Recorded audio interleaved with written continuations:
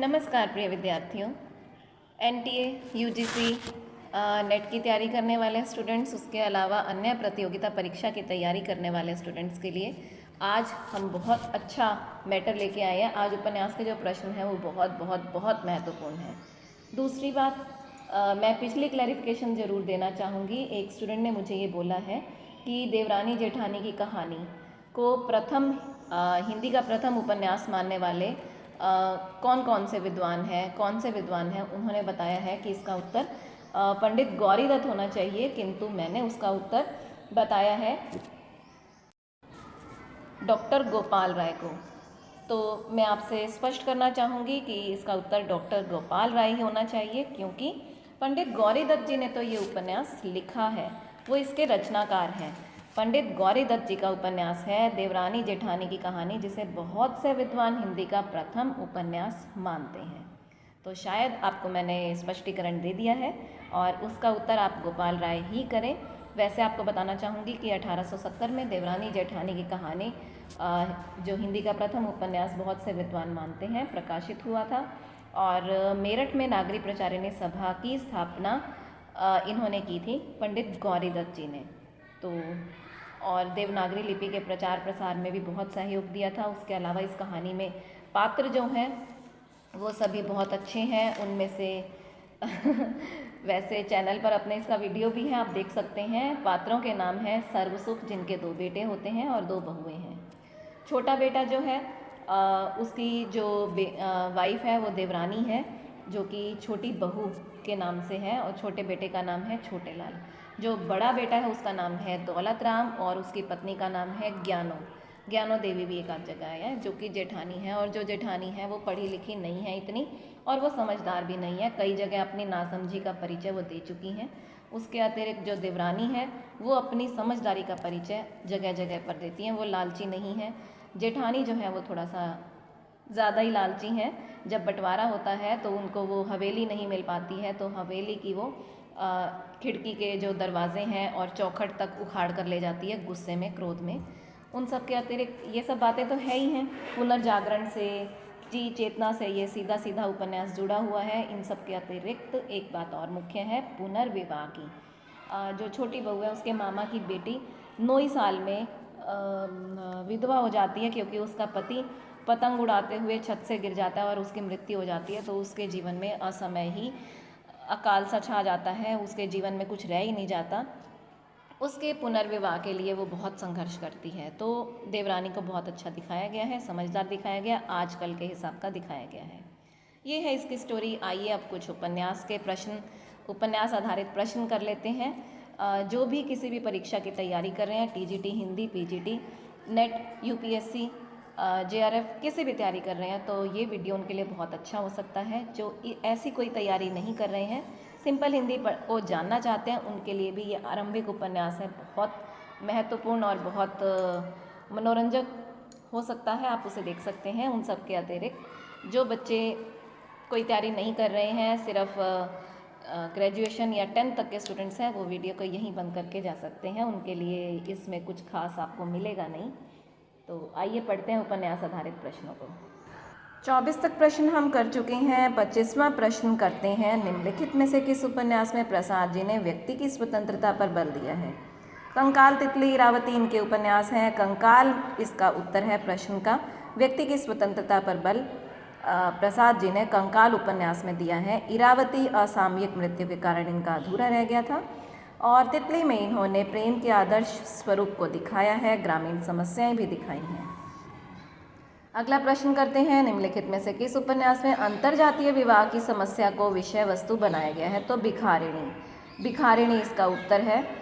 आप मुझे कमेंट करके बताइए कृपया कि भिखारिणी उपन्यास किसने लिखा है, किसकी रचना है, जो कि अंतरजातीय विवाह की समस्या को विषय वस्तु बनाकर लिखा गया है।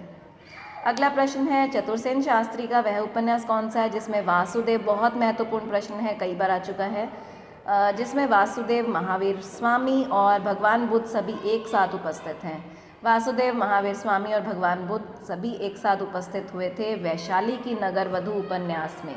वैशाली की नगरवधू उपन्यास में, जो कि चतुरसेन शास्त्री जी का लिखा गया है। अगला प्रश्न है, ऐतिहासिक कथा को आधार बनाकर लिखा गया उपन्यास सोमनाथ है। ऐतिहासिक कथा को आधार बनाकर लिखा गया उपन्यास है सोमनाथ। विदा विजय विकास बेकसी का मजार उपन्यासों के रचनाकार कौन है? इन उपन्यासों के रचनाकार हैं प्रताप नारायण श्रीवास्तव। आइए अब अगला प्रश्न करते हैं, वेश्यावर्ग को अपने उपन्यासों की कथा वस्तु का आधार बनाने वाले हिंदी के उपन्यासकार कौन है? वेश्यावर्ग को उपन्यासों की कथा वस्तु का आधार बनाया था उग्र जी ने, पांडे, बेचन शर्मा, उग्र। इसका उत्तर है बी। फागुन के दिन 4 उपन्यास के लेखक कौन हैं? वो भी उग्र जी हैं, बेचन शर्मा, उग्र। जिन्होंने वेश्यावर्ग को उपन्यासों की कथा वस्तु बनाया, उग्र जी ने ही फागुन के दिन 4 उपन्यास लिखा। विराटा की पद्मिनी वृंदावन लाल वर्मा जी का किस प्रकार का ऐतिहासिक उपन्यास है? विराटा की पद्मिनी वृंदावन जी का ऐतिहासिक उपन्यास है। निम्नलिखित में से किसने अपने उपन्यासों में भावुकता और काव्यात्मकता, भावुकता तो औरों ने भी डाली है किंतु काव्यात्मकता की अगर बात आए तो निराला जी को हम उत्तर करेंगे। उपन्यासों में भावुकता और काव्यात्मकता का समावेश किया सूर्यकांत त्रिपाठी, निराला। प्रेमचंद युगीन उपन्यासों की विशेषता क्या है? विविधता और शिल्पगत नवीनता, क्योंकि ऐतिहासिकता को हम नहीं कर सकते। प्रेमचंद ने ऐतिहासिक उपन्यास नहीं लिखे, सामाजिक लिखे और उसमें भी विविधता है और शिल्पगत नवीनता भी है। अगला प्रश्न है, इनमें से हिंदी के किस उपन्यासकार ने घटना के स्थान पर चरित्र को उभारने का प्रयास किया? तो वो प्रेमचंद जी थे। उन्होंने घटना आधारित नहीं चरित्र आधारित उपन्यास लिखे। गोदान में चित्रित किया गया है शहरी जीवन और वहाँ की संस्कृति को, ग्रामीण जीवन और उसकी संस्कृति को, शहरी और ग्रामीण दोनों की संस्कृति को, या कोई भी नहीं? तो देखिए सी ऑप्शन हम नहीं कर सकते हैं, शहरी और ग्रामीण दोनों की संस्कृति को नहीं दिखाया गया है। मुख्य रूप से ग्रामीण जीवन और उसकी संस्कृति को ही दिखाया गया है, क्योंकि गोदान का हीरो भी हम होरी को ही कहेंगे, इसीलिए ग्रामीण जीवन, बी को टिक करेंगे। गोदान उपन्यास के केंद्र में क्या है? किसान की समस्या भी है, अपमान की समस्या भी है, गाय की लालसा भी है, लेकिन सर्वाधिक नाम से ही पता चलता है गोदान, गाय की लालसा, तो बी ऑप्शन को टिक करेंगे। आइए अब अगला प्रश्न करते हैं, मजदूरी करना कोई पाप तो नहीं? किसान बिगड़ जाए तो मजदूर हो जाता है और मजदूर यदि बन जाए, बनना और बिगड़ना, बन जाए तो किसान हो जाता है। ये कथन किस उपन्यास से है? ये है गोदान से। पता ही है, हम बहुत बार पढ़ चुके हैं इसे। क्या खाकर मोटे हुए हो? मोटे तो वे होते हैं जिन्हें न ऋण की सोच हो न मर्जात की चिंता। याद कर रहे हैं आप, ये किसका है कथन? ये है होरी का। 100 को दुबला करके तब कोई एक मोटा होता है, यह मोटा होना तो बेहयाई है। सुख तो तब है जब सब मोटे हों। यह कथन किस उपन्यास से है? गोदान से है, क्योंकि होरी उसी में ही है। अगला प्रश्न है, गांव क्या था? पूर्वा या 10-12 घरों का, जिसमें आधे खपरैल के थे आधे फूस के। ये भी कथन गोदान से ही है। अगला प्रश्न करते हैं। यहाँ तक हमारे उपन्यास आधारित 40 प्रश्न हो जाते हैं। 41वां प्रश्न करने के लिए इसे पढ़ते हैं। जैनेंद्र कुमार ने अपने उपन्यासों में सूक्ष्म रूप से विश्लेषण किया है सामाजिक सुधार, पात्रों की मानसिक प्रवृत्तियों एवं अंतर्द्वंद्व का। मैं इसी को सही मानूंगी, क्योंकि अंतर्द्वंद्व बहुत दिखाया जैनेंद्र कुमार जी ने। नायिकाओं का अंतर्द्वंद्व तो बहुत ज़्यादा दिखाया है। निम्नलिखित में से किसके उपन्यासों को नायिका प्रधान उपन्यास भी कहा जाता है? तो जैनेंद्र कुमार जी के उपन्यास नायिका प्रधान है। नाम भी उनके इसी प्रकार के ही हैं। लज्जा, सन्यासी और पर्दे की रानी उपन्यासों के रचनाकार कौन हैं? इन उपन्यासों के रचनाकार हैं जोशी जी, इलाचंद जोशी। निम्नलिखित में से कौन सी रचना इलाचंद जोशी की नहीं है?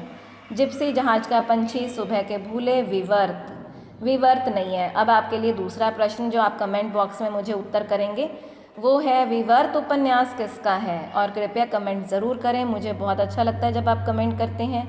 और कृपया आप बहुत लोग इसे देखिए ताकि आपका फ़ायदा और मुझे भी अच्छा लगे और मैं आगे उपन्यास आधारित ऐसे प्रश्न लाऊं जो आपके पेपर में आ ही जाएं। निम्नलिखित में से कौन सा उपन्यास आत्मकथात्मक शैली में लिखा गया? तो लज्जा, जिप्सी, मुक्तिपथ नहीं, सन्यासी इसका उत्तर है। निम्नलिखित में से कौन सी रचना अज्ञेय की नहीं है? नदी के द्वीप, शेखर एक जीवनी, अपने अपने अजनबी तो उन्हीं की है, मुक्ति बोध नहीं है उनकी, तो डी ऑप्शन को टिक करेंगे। अज्ञेय ने अपने उपन्यासों में किसका चित्रण किया है? यौन प्रवृत्तियों का चित्रण सर्वाधिक किया है। फ्लैशबैक शैली में लिखा गया उपन्यास कौन सा है? शेखर एक जीवनी। शेखर एक जीवनी फ्लैशबैक शैली में लिखा गया है। अज्ञेय का व्यक्तिवादी जीवन दर्शन किस उपन्यास में व्यक्त हुआ है? शिखर एक जीवनी में। धन्यवाद, आज के लिए इतना ही।